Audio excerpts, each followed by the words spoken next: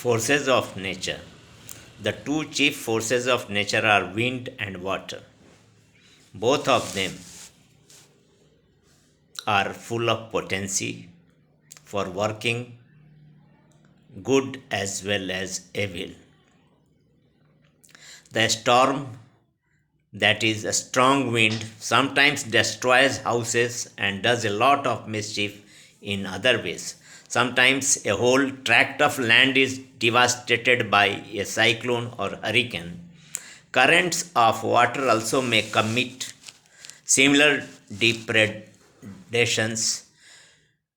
Many of us are familiar with the floods and inundations which have destroyed different parts of the country, and who can say how many people are drowned in water every year.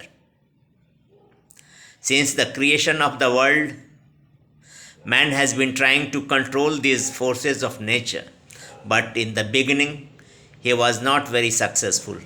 With the advance of scientific knowledge, he has gradually succeeded in subduing the forces of nature to some extent.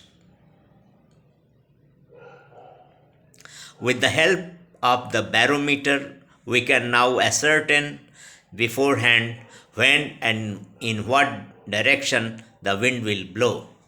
Houses can be constructed of such materials as would defy the rays of wind and storm.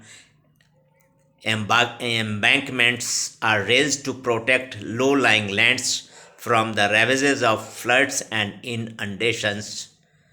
Ships are built in such a way as to exclude the possibility of their foundering in strong seas.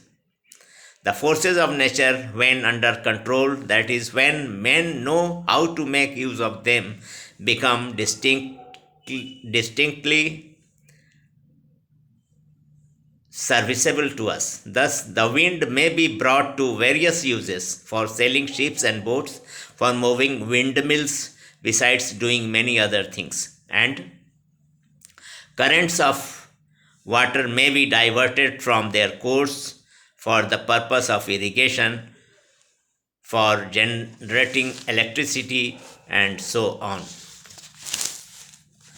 It will be clear from what has been said above that the forces of nature are useful instruments in our hands only when we know how to bring them under control.